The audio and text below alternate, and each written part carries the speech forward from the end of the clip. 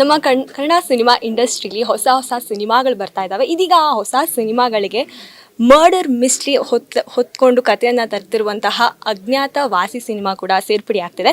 ಇದೀಗ ಅಜ್ಞಾತ ವಾಸಿ ಸಿನಿಮಾದ ಹೀರೋಯಿನ್ ನಮ್ಮ ಜೊತೆ ಇದ್ದಾರೆ. ಬನ್ನಿ ಅವ್ರನ್ನ ಮಾತಾಡ್ಸ್ತಾ ಹೋಗೋಣ. ಹಾಯ್ ಮ್ಯಾಮ್, ನಮಸ್ತೆ. ನಮಸ್ತೆ. ಸೊ ಮ್ಯಾಮ್, ಈ ಅಜ್ಞಾತ ವಾಸಿ ಸಿನಿಮಾದಲ್ಲಿ ನಿಮ್ಮ ಪಾತ್ರದ ಬಗ್ಗೆ ಹೇಳೋದಾದ್ರೆ ಏನು ಹೇಳ್ತೀರಾ ಮ್ಯಾಮ್?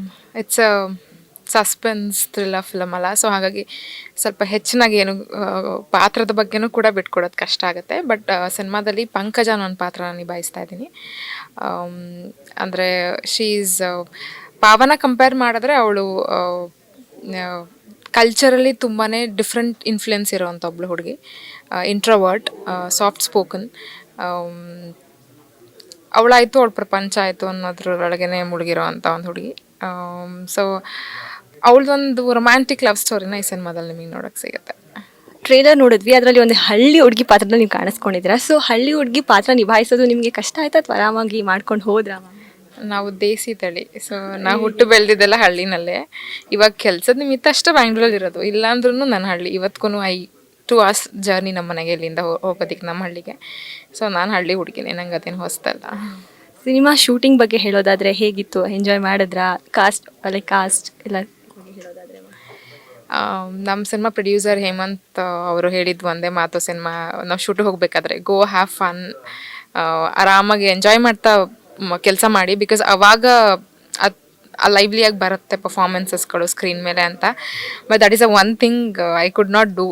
ಅಂದರೆ ಅಷ್ಟು ಫ್ರೀಯಾಗಿ ನಾನು ತುಂಬ ಲೈಟಾಗಿ ತೊಗೊಳಕ್ಕಾಗಲಿಲ್ಲ, because characters were very intense ಸಿನಿಮಾದಲ್ಲಿ. ಎಲ್ರದ್ದೂ ತುಂಬಾ ಲೇಯರ್ಡ್ ಆಗಿದ್ದಂಥ ಪಾತ್ರಗಳಾಗಿದ್ದರಿಂದ ನಾನು ಸ್ವಲ್ಪ ಜಾಸ್ತಿ ಫೋಕಸ್ಡ್ ಆಗಿದ್ದೆ.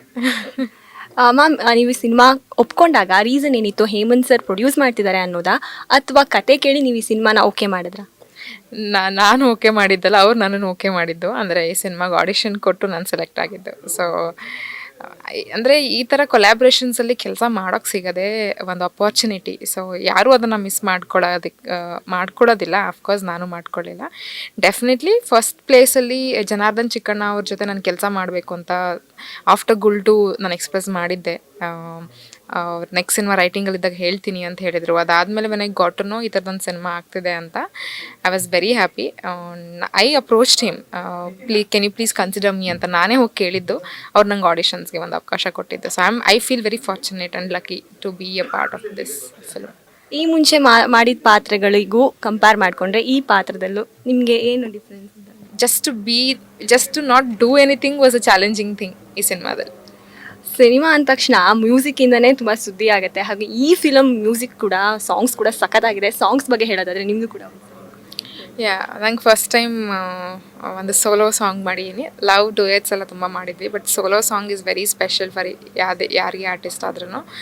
ಚರಣ್ ರಾಜ್ ಮ್ಯೂಸಿಕ್ ಬಗ್ಗೆ ಮಾತಾಡೋಷ್ಟು ನಾಲೆಜ್ ನಮಗಿಲ್ಲ. Is a gifted musician. Brilliant ಆಗಿದೆ ಮ್ಯೂಸಿಕ್. ಎರಡೂ ತುಂಬ ಡಿಫ್ರೆಂಟ್ ಫ್ಲೇವರ್ಸಲ್ಲಿ ಸಾಂಗ್ಸ್ ಕೊಟ್ಟಿದ್ದಾರೆ ನಮಗೆ. ಬಟ್ ಅದೇನಕ್ಕೆ ಆ ಥರ ಇದೆ ಪ್ಯಾಟ್ರನ್ಸ್ ಕೂಡ ನಿಮ್ಗೆ ಸಿನಿಮಾ ನೋಡೋದ್ಮೇಲೆ ಗೊತ್ತಾಗುತ್ತೆ. ಇಟ್ಸ್ ವೆರಿ ಮೂಡಿಯಾಗಿ ಹೋಗುತ್ತೆ ಸಿನಿಮಾ. ಸೊ ಹಾಗಾಗಿ ಆ ಎರಡು ಕ್ಯಾರೆಕ್ಟರೈಸೇಷನ್ಸ್ ಮೇಲೆ ಡಿಸೈನ್ ಮಾಡಿರೋಂಥ ಹಾಡುಗಳು ಅವೆರಡೂ ಕೂಡ. ಸೊ ಮತ್ತು ಬರೀ ಹಾಡುಗಳಷ್ಟೇ ಅಲ್ಲ, ಈವನ್ ಬ್ಯಾಕ್ಗ್ರೌಂಡ್ ಸ್ಕೋರ್ ಕೂಡ ಇಂಟ್ರೆಸ್ಟಿಂಗ್ ಆಗಿರುತ್ತೆ, ಬಿಕಾಸ್ ಇಟ್ಸ್ ಎ ಥ್ರಿಲ್ಲರ್ ಆಗಿರೋದ್ರಿಂದ majorly even music will play a big part in the film. So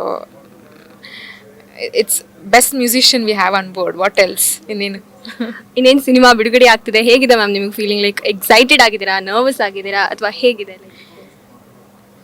no, I am just waiting for the movie to come out ಅಷ್ಟೇ. Excitement ಮತ್ತು ಕುತೂಹಲ ಅದೆಲ್ಲವೂ ಇತ್ತು, ಈಗಿಲ್ಲ.